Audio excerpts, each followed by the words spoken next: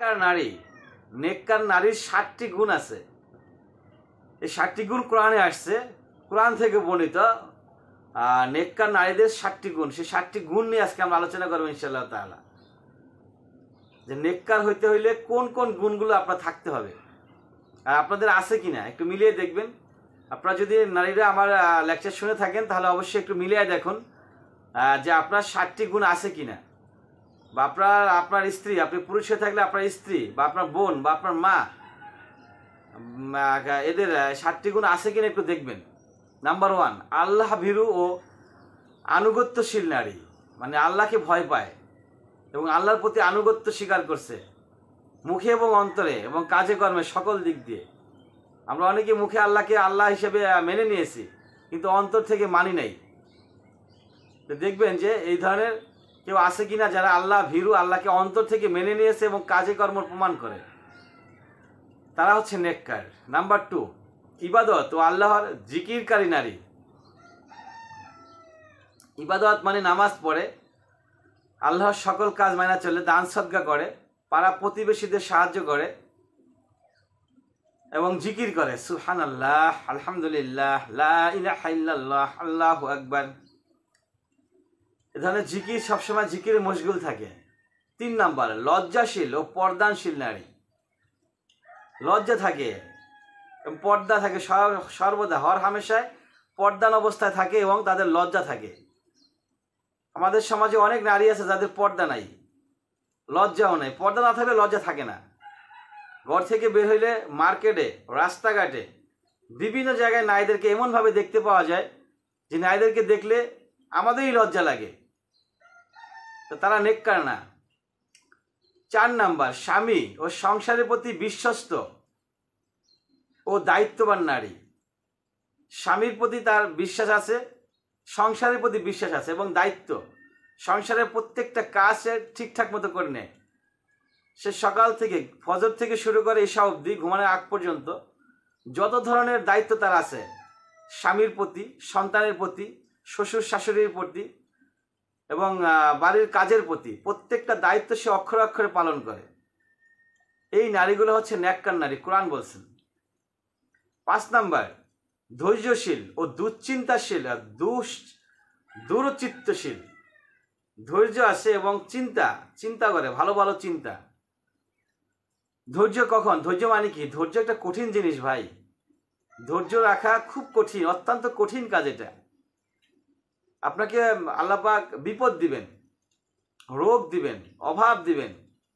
আপনার সংসারে অভাব চলতেছে, অনটন চলতেছে, আপনি ঠিকমতো বাজার করতে পারতেছেন না, পোশাক কিনতে পারতেছেন না, আপনাদের বাচ্চাদের স্কুলের খরচ বিয়ার করা খুব কষ্টদায়ক হয়ে গেছে।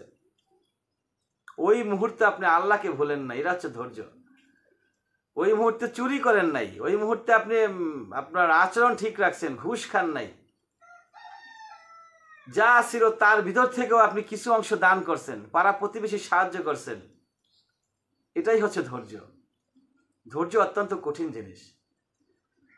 মহান রব্বুল আলামিন বলেছেন, তোমার অতীতের চাইতে ভবিষ্যৎ উত্তম হবে। কাজ একটাই, ধৈর্য ধারণ করো। এই ধৈর্য ধারণ করা খুব কঠিন। যদি আপনি ধৈর্য ধারণ করতে পারেন, আপনি নেককার হয়ে যাবেন, আল্লাহর কাছে প্রিয় হয়ে যাবেন, আপনার ভবিষ্যৎ উজ্জ্বল হয়ে যাবে ইনশাআল্লাহ তাআলা। এবং 6 নাম্বার, দানশীল ও সৎকর্মে অংশগ্রহণকারী। দান করতে হবে, দান। আমি অনেকবার বলছি, এই লেকচারে অনেকবার বলছি দানের কথা, তাই না? দান করতে হবে, বেশি থেকে বেশি পরিমাণ দান করতে হবে। যা আছে তার থেকে দান করতে হবে। অল্প আছে অল্প দান করেন, বেশি আছে বেশি দান করেন। দান হচ্ছে নফল ইবাদতগুলির ভিতরে সবচেয়ে স্ট্রং, পাওয়ারফুল ইবাদত। এটা লম্বা হাদিস আছে, লম্বা হাদিসের সর্বশেষ মানে শক্তিশালী কথা বলা হয়েছিল যে পৃথিবীতে শক্তিশালী জিনিস হচ্ছে পাহাড়, পাহাড়ের চাইতে শক্তিশালী লোহা, লোহার চাইতে শক্তিশালী হচ্ছে আগুন, আগুনের চাইতে শক্তিশালী পানি, পানির চাইতে শক্তিশালী হচ্ছে বাতাস, বাতাসের চাইতে শক্তিশালী দান। তার মানে দান সর্বোচ্চ শক্তিশালী। আপনি যদি দান করতে পারেন, এই দানটা বাড়তেই থাকবে। একটা গাছ লাগাই দেন, সেই গাছ থেকে যত ফল হবে, যত মানুষ ফল খাবে, প্রত্যেকটা মানুষের পক্ষ থেকে আপনার বা আমল নামায় নেকি লেখা হবে।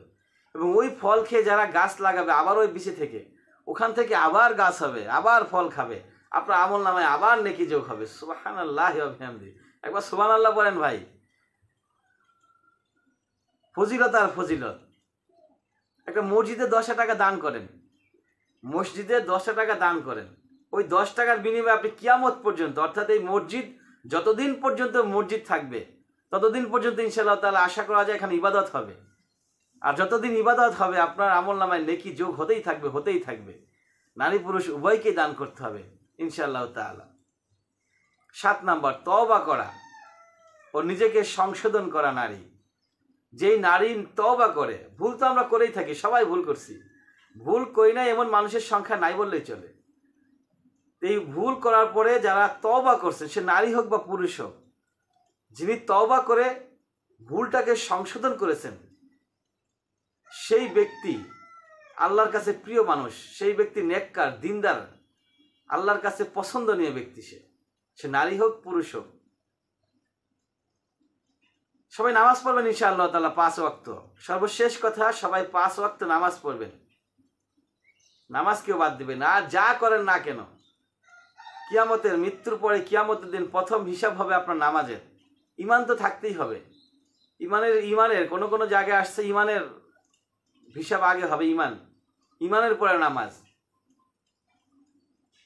আপনি নামাজ পড়লে অটোমেটিক আপনি ইমানদার হয়ে যাবেন, তখন আর ইমানের প্রশ্ন আসবে না, তখন নামাজের প্রশ্ন চলে আসবে। তাই নামাজ পড়ুন ভাই সবাই, 5 ওয়াক্ত নামাজ প্রতিদিন ইনশাআল্লাহ চেষ্টা করো। বেশি সময় লাগে না, সর্বোচ্চ 40 মিনিট বা 1 ঘন্টায় ধরেন। আপনি 1 ঘন্টা ব্যয় করুন আল্লাহর জন্য, 24 ঘন্টার ভিতরে 1 ঘন্টা আল্লাহর উপরে ছেড়ে দিন, বাকিটা আপনার কাজে লাগান। ওয়া আখির দাওয়ানা আলহামদুলিল্লাহি রাব্বিল আলামিন।